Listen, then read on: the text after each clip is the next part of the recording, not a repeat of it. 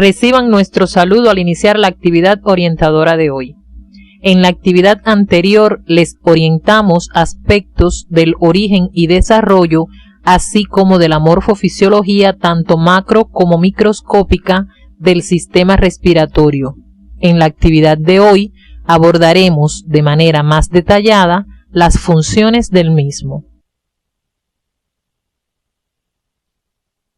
Al concluir el estudio de estos contenidos, serán capaces de explicar los mecanismos y fases que caracterizan la ventilación pulmonar, sobre la base de las características morfofuncionales del tórax y los pulmones, así como el proceso de intercambio de gases a través de la membrana respiratoria y las bases morfofuncionales del transporte de dichos gases por la sangre. De igual forma, serán capaces de explicar los mecanismos nerviosos y humorales que participan en la regulación de la ventilación y las particularidades de dicha regulación durante la realización del ejercicio físico. La función respiratoria se divide para su estudio en 5 etapas, las cuales son ventilación pulmonar, intercambio de gases respiratorio entre los alvéolos y la sangre, transporte de gases por la sangre, respiración celular y regulación de la respiración. De todas estas etapas, solo estudiaremos 4 debido a que la etapa de respiración celular, que es en la que las células utilizan el oxígeno para su metabolismo y producto de este producen dióxido de carbono, ya fue objeto de estudio en la morfofisiología 1. Por esta misma razón, los textos de fisiología no contemplan esta etapa al ser objeto de estudio de la bioquímica. Comenzaremos por la fase de ventilación pulmonar, que podemos definir como el conjunto de mecanismos mediante los cuales el aire entra y sale de los pulmones. Consta de 2 etapas, la inspiración o entrada del aire a los pulmones y la expiración o salida del aire de los mismos. Para lograr la entrada del aire a los pulmones, es necesaria la acción de los músculos inspiratorios que expanden la caja torácica aumentando todos sus diámetros. Al expandirse esta, los pulmones adheridos a la cara interna de sus paredes se ven obligados a seguir su movimiento, expandiéndose también con lo que el aire penetra en su interior. Al cesar la contracción de los músculos inspiratorios, la elasticidad de las estructuras tóraco-pulmonares hace que la caja torácica se retraiga y con ella los pulmones, disminuyendo sus diámetros y regresando a su posición de reposo, con lo que se obliga al aire a salir, produciéndose la expiración. Para lograr los movimientos característicos tanto de la inspiración como de la expiración, intervienen una serie de factores, de los cuales unos favorecen dichos movimientos y otros se oponen a ellos o los dificultan. ¿Cuáles son estos factores? Entre los factores que intervienen en la mecánica ventilatoria se destacan los músculos respiratorios, la elasticidad del tórax y los pulmones, las presiones alveolar, pleural y transpulmonar, así como la tensión superficial de los líquidos que tapizan las paredes alveolares y el agente tensioactivo o surfactante. Veamos a continuación el papel de cada uno de estos factores, comenzando por los músculos respiratorios. Los músculos respiratorios se agrupan en inspiratorios y expiratorios.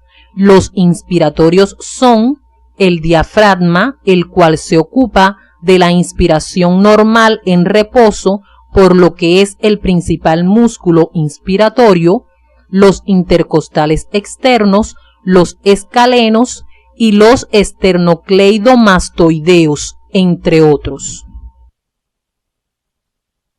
Por su parte, los músculos expiratorios son los abdominales, especialmente los rectos anteriores, que son los principales músculos expiratorios, los intercostales internos y los serratos anteriores. De los principales músculos de la inspiración y la expiración deben precisar los movimientos que producen en el esqueleto torácico, así como las modificaciones de los diámetros de la cavidad torácica. Como ya conocen, la jaula torácica no es rígida. Sus articulaciones le permiten flexibilidad al esqueleto torácico. Por otra parte, la abundancia de fibras elásticas en la constitución del tejido pulmonar le confiere gran elasticidad, de manera que en condiciones normales el tórax y los pulmones se expanden fácilmente y de igual forma se retraen al cesar las fuerzas que los expandieron. Los movimientos ventilatorios producen cambios en las presiones, tanto a nivel de los alvéolos como en la cavidad pleural. La comprensión de las variaciones de estas presiones es importante para entender la mecánica de la ventilación. A continuación orientaremos su estudio. La presión intraalveolar es la que se registra a nivel de los alvéolos. En reposo ventilatorio y con la glotis abierta, la presión intraalveolar es igual a la presión atmosférica, o sea, tiene un valor relativo de 0 milímetro de mercurio. Al producirse la inspiración normal de reposo, se expanden los pulmones y como según la ley de Boyle, a mayor volumen, menor presión, la presión intraalveolar disminuye alcanzando el valor relativo de menos 1 milímetro de mercurio. Esta diferencia de presión hace que el aire entre a los pulmones. Al relajarse el diafragma, los pulmones se retraen disminuyendo su volumen y como a menor volumen, mayor presión, la presión intraalveolar aumenta hasta 1 milímetro de mercurio, obligando al aire a salir de los pulmones. Otro parámetro de interés es la presión intrapleural. La presión intrapleural es la que se registra en el interior de la cavidad pleural. Como ya conocen, la cavidad pleural es una cavidad virtual. La elasticidad del tejido pulmonar, conjuntamente con la tensión superficial de la capa de líquido que tapiza las paredes alveolares, hace que los pulmones tengan una permanente tendencia a la retracción o al colapso, lo que determina que se genere una presión negativa en la cavidad pleural, que en reposo ventilatorio tiene un valor relativo normal de menos 4 milímetros de mercurio. Cuando se expande la caja torácica por la contracción del diafragma durante la inspiración normal de reposo, el aumento de las fuerzas elásticas del tejido pulmonar expandido hace que la presión intrapleural disminuya hasta menos 7 milímetros de mercurio. Durante la expiración se relaja el diafragma y el retroceso elástico de las estructuras toracopulmonares determina un aumento de la presión intrapleural, la que recobra entonces su valor normal de menos 4 milímetros de mercurio. Veamos ahora cómo se comporta la presión transpulmonar. La presión transpulmonar es la diferencia que existe entre la presión intrapleural y la presión intraalveolar y representa una medida de las fuerzas elásticas del tejido pulmonar que tienden a causar su colapso. Una vez que hayan estudiado el comportamiento de las presiones ventilatorias durante la ventilación normal de reposo y auxiliándose de las orientaciones del CIDID de la asignatura, deben resumir el comportamiento de estas presiones durante la inspiración y la expiración forzadas. Veamos a continuación otro factor importante en la mecánica ventilatoria. Las paredes de los alvéolos se encuentran cubiertas de una capa de líquido cuyas moléculas se atraen fuertemente unas a otras. El conjunto de estas fuerzas de atracción se denomina tensión superficial y tiende a producir el colapso de los pulmones. Para contrarrestar los efectos de la tensión superficial, se produce el surfactante, el cual disminuye notablemente la tensión superficial de los líquidos alveolares. La tensión superficial, conjuntamente con la elasticidad del tejido pulmonar, tienden a producir el colapso de los pulmones y por tanto se relacionan directamente con la distensibilidad pulmonar, la que abordaremos a continuación. La capacidad de los pulmones para distenderse o distensibilidad pulmonar es el grado de aumento de volumen de los pulmones por unidad de incremento de la presión transpulmonar y tiene un valor promedio normal de 200 mililitros por centímetros de agua. Como ya expresamos con anterioridad, la distensibilidad depende en gran medida de las fuerzas elásticas del propio tejido pulmonar y de las fuerzas causadas por la tensión superficial del líquido que reviste los alvéolos.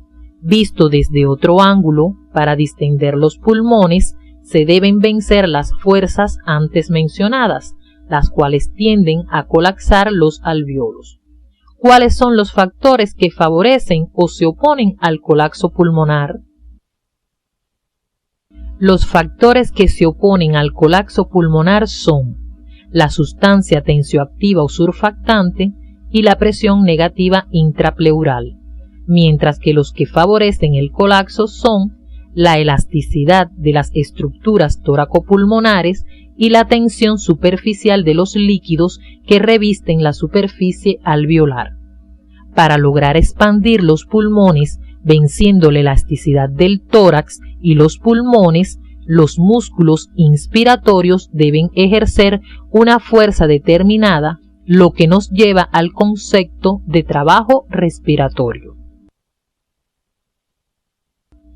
De sus estudios de física deben recordar que trabajo es igual a fuerza por desplazamiento. Para hacer que penetre el aire en los pulmones es necesario expandir el tórax, o sea, desplazar las estructuras tóraco-pulmonares aplicándoles una fuerza. Por tanto, se realiza un trabajo denominado trabajo para respirar o trabajo respiratorio. El trabajo respiratorio consta de tres fracciones: el trabajo de distensibilidad o trabajo elástico, que es el realizado para expandir los pulmones venciendo las fuerzas elásticas de los mismos y del tórax; el trabajo de resistencia tisular, que es el necesario para vencer la viscosidad de los pulmones y las estructuras de la pared torácica; y el trabajo de resistencia de la vía aérea, que es el que se debe realizar para vencer la resistencia que ofrecen las vías aéreas al paso del aire. Hasta aquí les hemos orientado los aspectos fundamentales de la mecánica de la ventilación pulmonar, los cuales deben completar y profundizar siguiendo las orientaciones del CD de la asignatura. A continuación, les orientaremos el estudio de los volúmenes y capacidades pulmonares. A los pacientes que sufren enfermedades respiratorias, con frecuencia se les indica la realización de pruebas de función pulmonar, entre las que ocupa un lugar destacado la espirometría, que es la medición o registro de los volúmenes y capacidades pulmonares. Para realizar estas mediciones se utiliza un equipo denominado espirómetro o espirógrafo. El conocimiento de los volúmenes y capacidades pulmonares es de gran utilidad en la práctica médica, por lo que les orientaremos sus aspectos más generales. Al realizar una espirometría en un espirómetro tradicional, como el que mostramos en la imagen anterior, se obtiene un gráfico en el que se representa en el eje de las X el tiempo y en el eje de las Y el volumen de aire. El trazado de la curva espirométrica inscribe hacia arriba la representación del aire inspirado y hacia abajo la del aire expirado, y en él se aprecian los diferentes volúmenes y capacidades pulmonares. Cuando el paciente ventila a través del equipo, con una ventilación normal, entra o sale de sus pulmones una cantidad de aire que se denomina volumen corriente y tiene un valor promedio normal de 500 mililitros. Si se pide al paciente hacer una inspiración máxima, la cantidad extra de aire que entra en sus pulmones por encima de la inspiración normal se nombra volumen de reserva inspiratoria y tiene un valor normal promedio de 3000 mililitros. Si se le pide al paciente hacer una expiración máxima, el volumen de aire que es capaz de desplazar de sus pulmones por encima de la expiración normal se denomina volumen de reserva expiratoria y tiene un valor normal de 1100 mililitros. Aun haciendo un esfuerzo expiratorio máximo, los pulmones no se vacían completamente. El volumen de aire que queda en los pulmones en esas condiciones se denomina volumen residual y, como se habrán dado cuenta, no se puede medir con el espirómetro tradicional. Su valor se calcula con técnicas morfométricas o radiológicas y es en promedio de 1200 mililitros.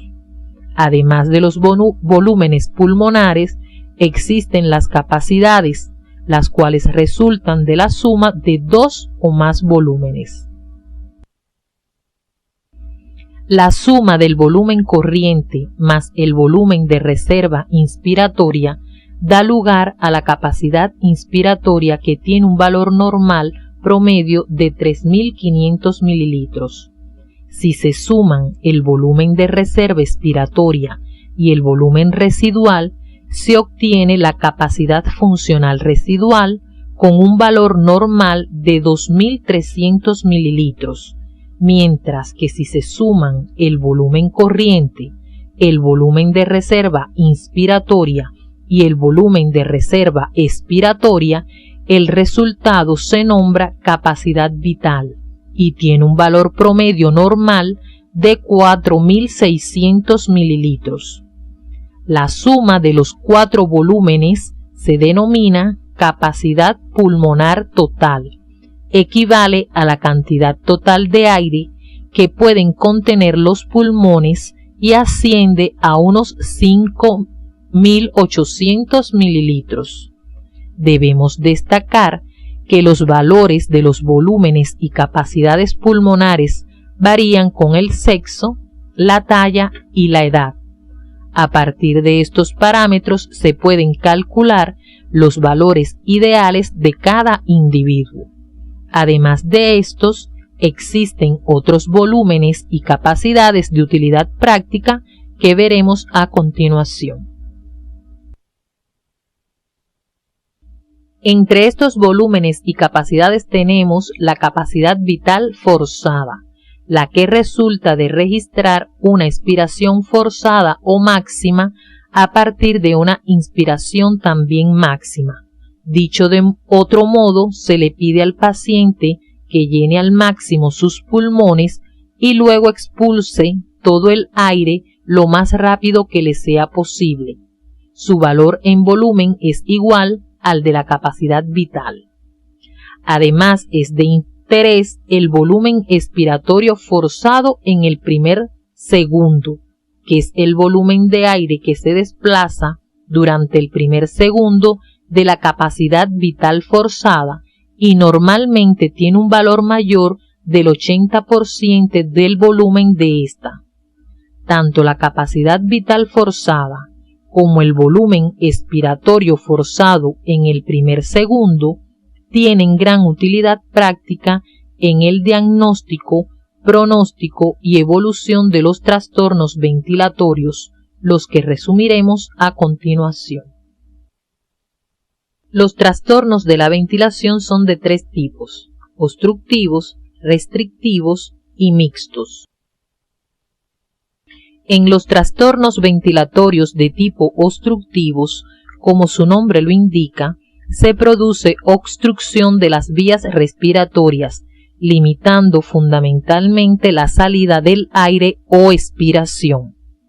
El ejemplo típico es el asma bronquial, en la que se produce broncoconstricción, disminuyendo el diámetro de los bronquios por espasmo del músculo liso de sus paredes, y aumenta notablemente el trabajo de resistencia de la vía aérea.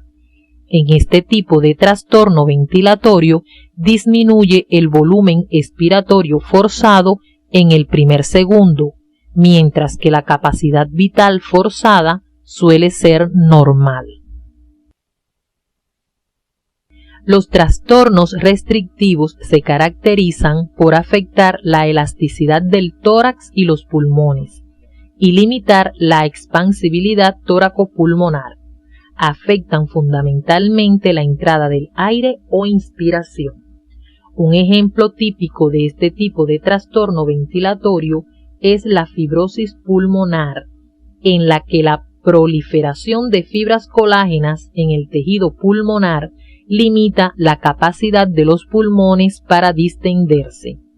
En este tipo de trastorno disminuye la capacidad vital forzada, mientras que al no existir obstrucción, el volumen expiratorio forzado en el primer segundo es normal. Los trastornos ventilatorios mixtos tienen características obstructivas y restrictivas, por lo que en ellos se afecta la distensibilidad tóraco-pulmonar y se obstruyen las vías aéreas. En estos trastornos disminuyen tanto la capacidad vital forzada como el volumen expiratorio forzado en el primer segundo. El enfisema pulmonar es un ejemplo de estos trastornos respiratorios. Además de los volúmenes y capacidades ya orientados, existen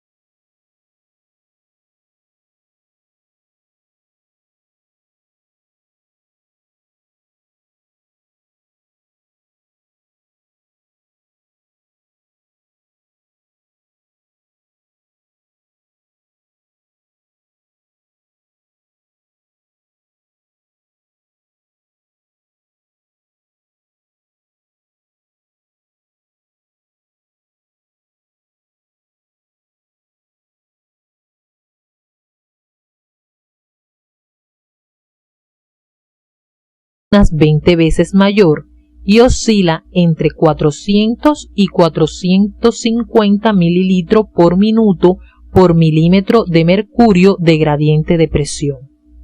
Existen varios factores que afectan la capacidad de difusión de la membrana respiratoria. Los factores que afectan la capacidad de difusión de la membrana respiratoria son el espesor de la membrana, el cual es inversamente proporcional a la capacidad de difusión, o sea, a mayor espesor de la membrana, menor capacidad de difusión y viceversa.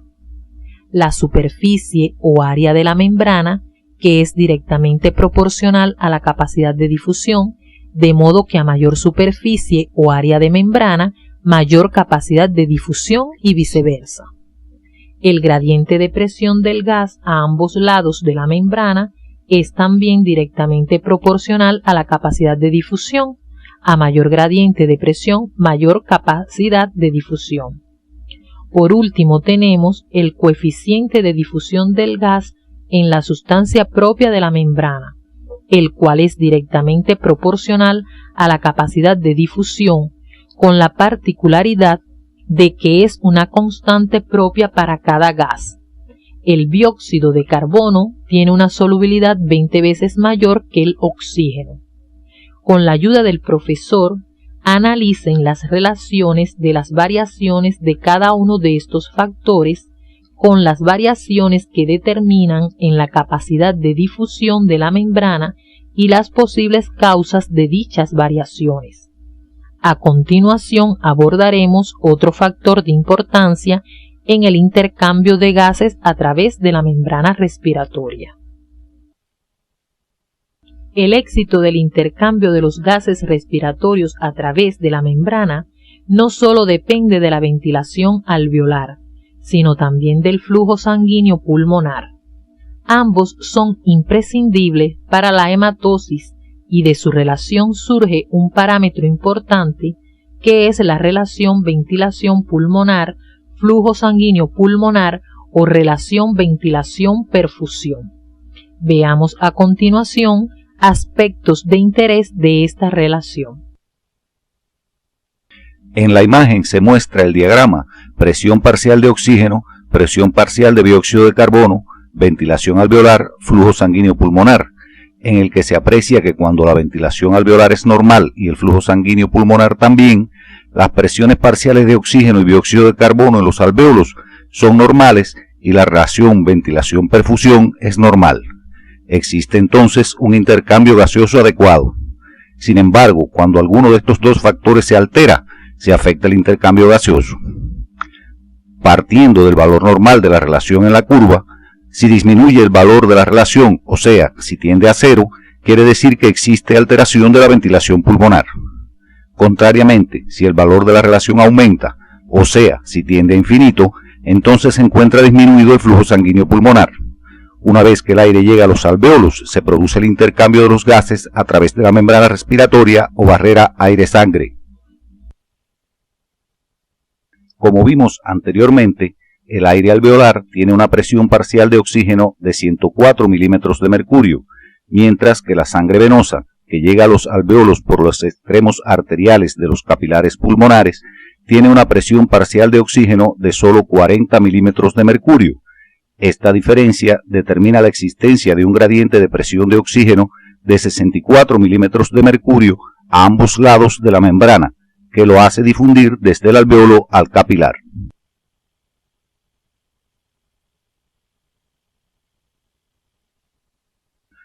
Observen en la figura cómo ocurre el intercambio del oxígeno entre el alvéolo y el capilar. La sangre llega al alvéolo por el extremo arterial del capilar con una presión parcial de oxígeno de 40 milímetros de mercurio, mientras que en el alvéolo es de 104 milímetros de mercurio.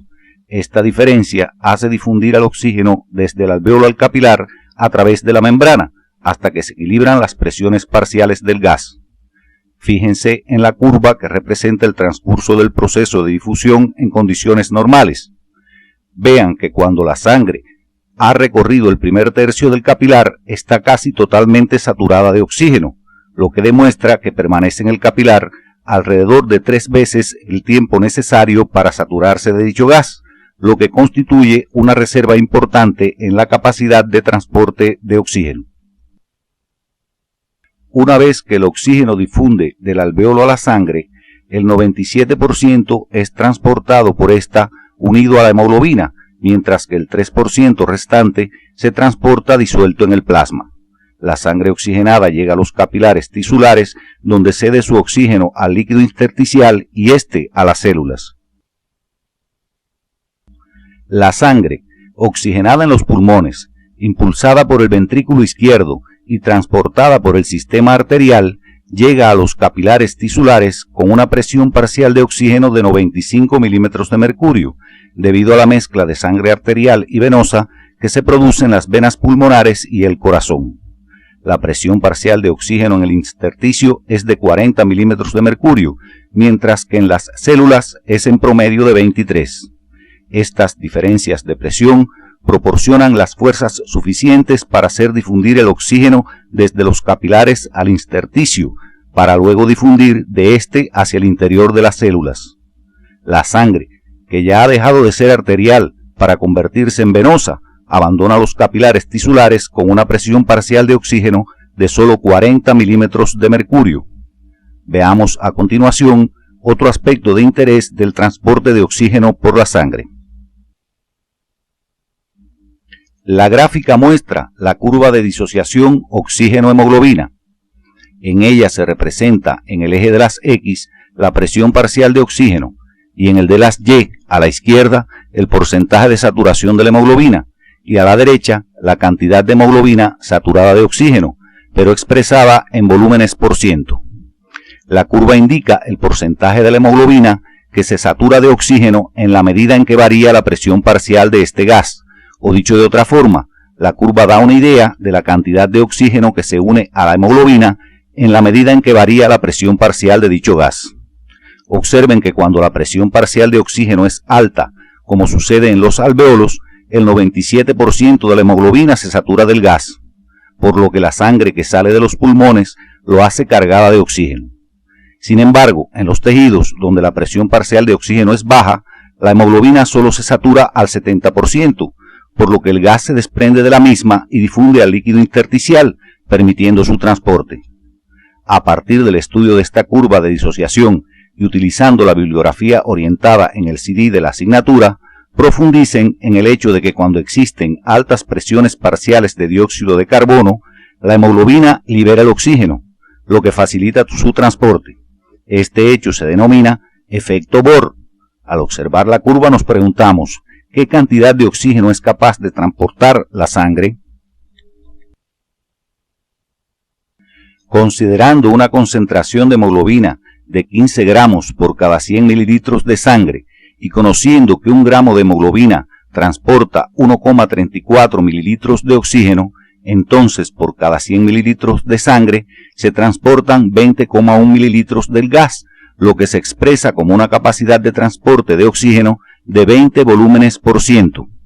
Durante el ejercicio físico intenso se transporta alrededor de 20 veces más oxígeno que en condiciones de reposo. Utilizando la bibliografía orientada en el CD de la asignatura, fundamenta este aumento de la capacidad de transporte de oxígeno por la sangre durante el ejercicio. Una vez concluida la orientación del estudio del transporte de oxígeno por la sangre, orientaremos el transporte de dióxido de carbono. El metabolismo celular produce el dióxido de carbono en una cantidad directamente proporcional a su intensidad. En general se acepta que la presión parcial de dióxido de carbono en el interior de las células es de 46 milímetros de mercurio, mientras que en el intersticio es de 45, estableciéndose un gradiente de presión de solo 1 milímetro de mercurio, suficiente para hacerlo difundir hacia afuera de la célula debido a que éste es 20 veces más difusible que el oxígeno. La sangre llega al capilar con una presión parcial de dióxido de carbono de 40 milímetros de mercurio, estableciéndose una diferencia de 5 milímetros de mercurio entre la sangre y el líquido intersticial. Estas diferencias de presión hacen que el gas difunda del interior de la célula al intersticio y luego de este al interior del capilar, hasta que se equilibran las presiones, por lo que la sangre venosa abandona el capilar con una presión parcial de dióxido de carbono de 45 milímetros de mercurio. Una vez en el interior del capilar, el dióxido de carbono es transportado por la sangre de la forma siguiente. El dióxido de carbono se transporta en la sangre en forma de ion bicarbonato, unido a la hemoglobina y disuelto en el plasma. Al entrar a la luz del capilar, el dióxido de carbono pasa al interior del glóbulo rojo, donde la mayor parte se une al agua del citoplasma en una reacción catalizada por la enzima anhidrasa carbónica para dar como producto el ácido carbónico, débil e inestable, que se disocia en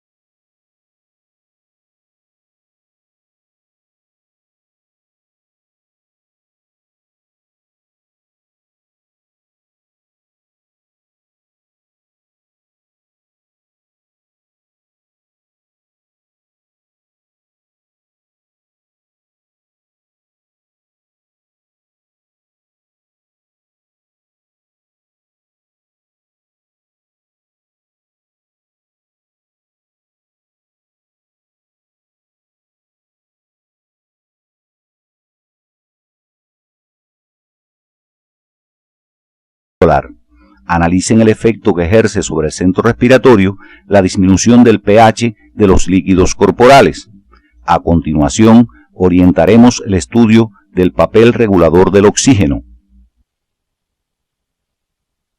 En condiciones normales, el oxígeno juega un papel de escasa importancia en la regulación de la ventilación, debido a que no ejerce efecto estimulador directo sobre el centro respiratorio y a que los efectos del dióxido de carbono y el hidrógeno actúan mucho más rápido.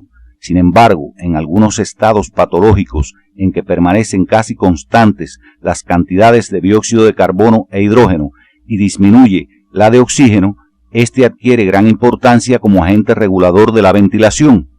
La disminución de la presión parcial de oxígeno en la sangre arterial estimula los quimiorreceptores, los cuales envían señales al centro respiratorio a través de los nervios glosofaringio y vago. El centro respiratorio responde mandando impulsos a los músculos respiratorios para incrementar la frecuencia y profundidad de la ventilación. En la presente gráfica se representa por el eje de las X la presión parcial de oxígeno arterial y en el de las Y la frecuencia de descarga de impulsos de un cuerpo carotídeo.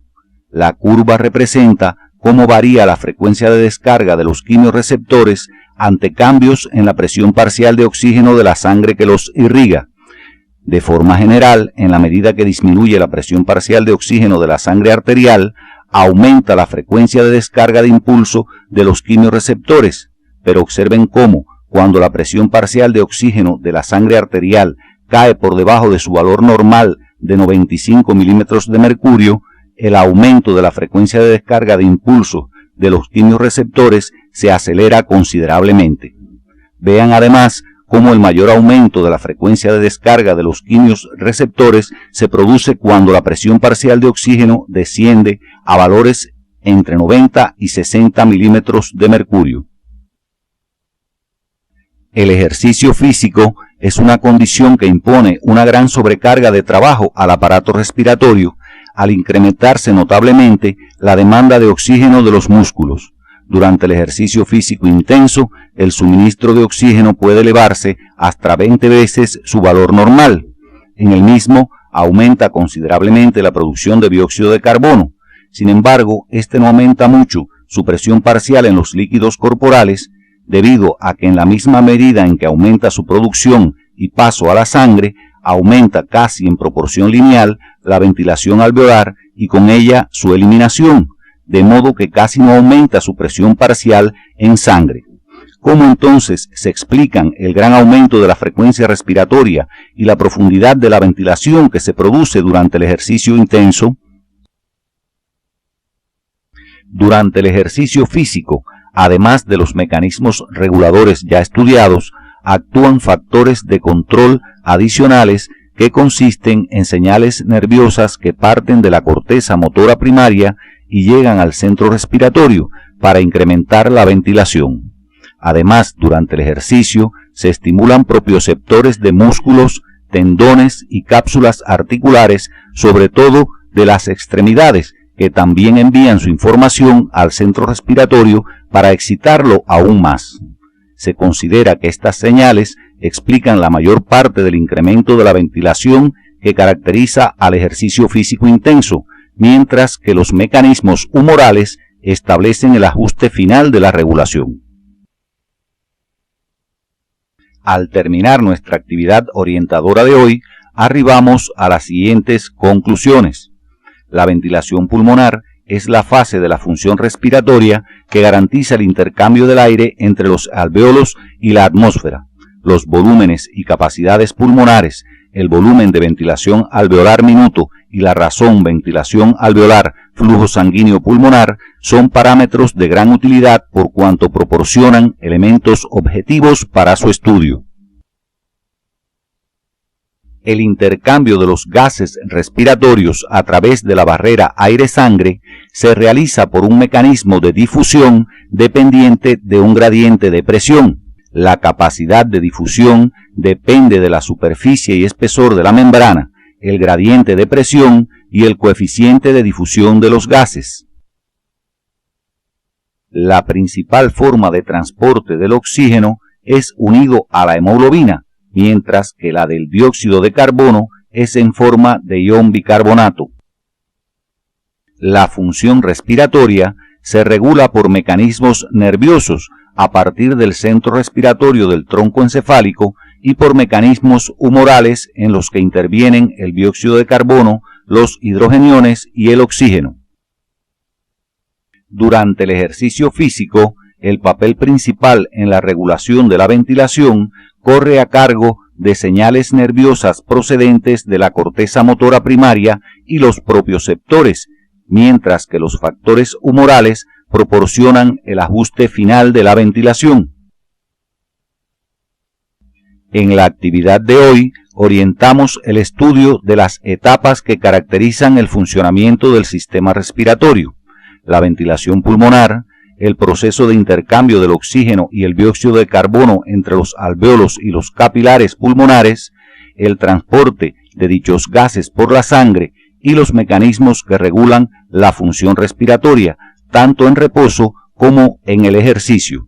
Las afecciones del sistema urinario son frecuentes en la comunidad. Muchas de ellas pueden afectar de manera importante el parénquima del riñón, lo que se acompaña de acumulación de sustancias de desecho en la sangre. ¿Cuáles son las características morfofuncionales del riñón que el deterioro del mismo provoca cambios hemodinámicos y de la composición del líquido extracelular? Estos constituyen los contenidos de la próxima actividad orientadora.